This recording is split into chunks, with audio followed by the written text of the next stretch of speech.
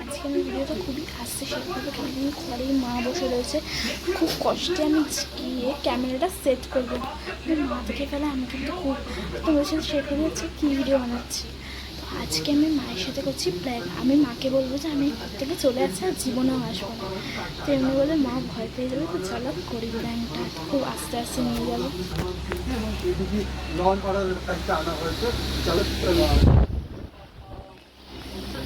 সেখানে আমি সেট করে দিই।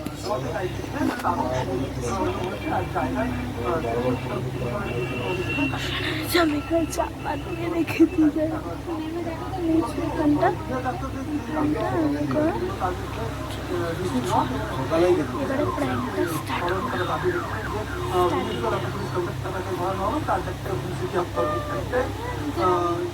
মনোজ শর্মা তিনি লালবাজারে আসেন এবং কলকাতা পুলিশ কমিশনার চার্জশিট গ্রহণ করেছেন। আমি অনেক সহ্য করেছি আর থাকতে পারছি না। কেন, কি হয়েছে তোমার? আমি আর কিচ্ছু বলবো না, আমি এখান থেকে চলে যাবো। এ কি বলেছে? যাও কিছু বলেছি, আমি চলে যাবো, আমার আর ভালো লাগবে না ঘরে।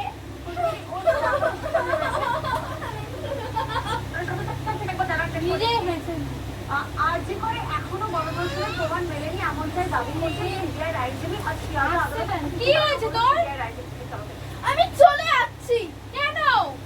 আর কিছু শুনবো না, আমার এই টেডিটা নিয়ে আমি চলে যাচ্ছি। ওই দেখো কি হয়েছে বল।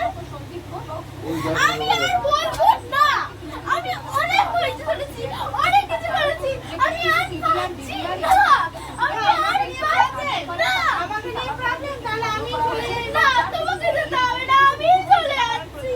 আমি সবথেকে বড় দুশ্মন, আমি আর জীবনেও আসবো না ঘরে। এবং সেখানে কিন্তু কথোপকথনের বেশ কিছু ডিটেইলস রয়েছে। তাড়াতাড়ি ফলে তাদের চাপাটা জেরা করাটা অত্যন্ত গুরুত্বপূর্ণ। ভালো লাগছে না। কিন্তু এখানে সিবিআই আইনজীবী তিনি কিন্তু আবেদন করেন যে এই ঘটনা বোঝা না আমার, যে এই ঘটনায় কি কি বার করছিস তুই? আমি প্যান্টাই নেবো, আমি আর কিছু নেবো না, নাকি ঠিক আছে? ষড়যন্ত্র সেখানে তারা যুক্ত, সেক্ষেত্রে সিবিআই আইনজীবী আমি এখান থেকে কিছু খাবার জিনিসপত্রগুলো নিয়ে নিই, আমি আর কিছুই নেবো না। আমি নিয়ে নিই শুধু।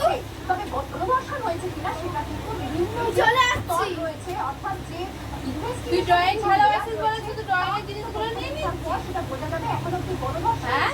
সেটা কিন্তু আপাতত এমনটাই সিবিআই আইনজীবী ঠিক আছে। এবং এটাও বলা হয় কে বানিয়ে বানিয়ে খাওয়াবে ভালো ভালো জিনিস? যার ফলে যাও, আমি চলে যাবো, ওখান থেকে কিনে নেবো।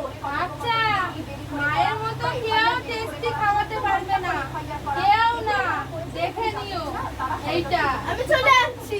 আচ্ছা, যে কেন কি হয়েছে তোর বল, কে কি বললো তোকে? আমার কিছু হয়নি, বলছি তো আমি চলে যাচ্ছি। নাকি প্রমাণ লোপাটের ষড়যন্ত্র ভালো লাগে না বাবা, সে যদি ইনস্ট্রাকশন অনুযায়ী কোনো কাজ না করে, কোনো সাবঅর্ডিনেট আমি কিন্তু চলে গেলাম।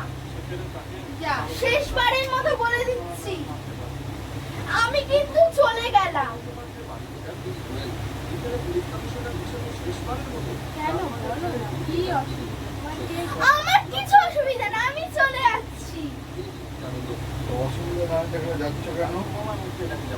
আমি গেলাম।